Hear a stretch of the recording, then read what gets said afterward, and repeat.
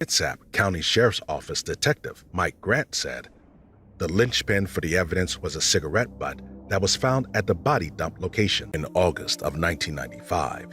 Human remains were found in a ditch on the side of the road in the state of Washington.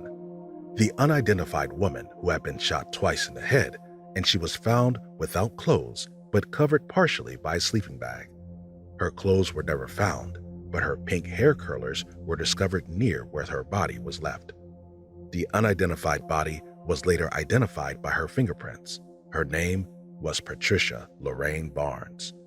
Patricia was 61 years old at the time of her death, and she was last seen 3 days before her remains were found. She was believed to be homeless, a transient in the Seattle area who frequented nearby shelters. She was known by some as Towel Lady, since she often wore a towel or bandana around her head. Police collected 130 pieces of evidence from Patricia's body and the surrounding scene, including some cigarette butts, and they began their investigation by releasing a drawing of a man that, according to eyewitnesses, was the last person to be seen with Patricia before she went missing. However, nobody came forward with information about the man in this sketch, and the investigation soon came to a standstill. But the case was reopened in 2018 after the Kitsap County Sheriff's Office, like many other law enforcement agencies, dedicated a division of their department to taking a second look at cold cases. They decided to send the evidence that was initially collected at the crime scene to the Washington State Crime Lab and 2 private forensic labs. And in 2021, Orthram, one of the private labs, gave police the name of the match to the DNA on one of the cigarette butts that was discarded at the crime scene.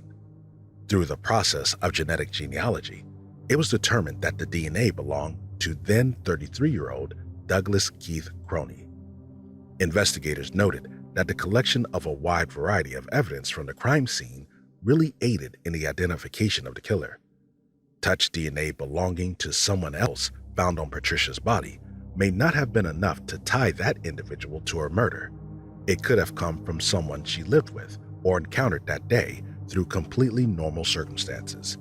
But the combined pieces of evidence, all sharing the same DNA profile, help eliminate any other explanations for the DNA being on her body. Kitsap County Sheriff's Office Detective Mike Grant said, "The linchpin for the evidence was a cigarette butt that was found at the body dump location. The evidence on the body could mean one of 3 things, but when you have a cigarette butt with the DNA and the DNA on her body and on items around her body, it was conclusive to me that we had the right guy." But who was Douglas Keith Krohne? How did he know Patricia? And, most importantly, why would he kill her? Krohne was living in Washington State at the time, spending his time between the cities of Seattle and Tacoma, and he had an extensive criminal record. He had 5 previous felony charges, including one for first-degree robbery in 1984 and second-degree kidnapping in 1994, the year before Patricia's murder. Krohne's criminal record leads police to believe that he may be responsible for other unsolved cases, and they plan to use this DNA match to see if any more positive IDs can be made. According to Detective Mike Grant, they're still not sure how Patricia first came in contact with her killer, and he was never even a person of interest or name mentioned in the initial investigation. Grant said, "How they connected or how they came to meet, nobody knows. Douglas is not mentioned in any other reports as an acquaintance or a witness or a person of interest. I went through all the other tips, diaries, and no one mentioned his name.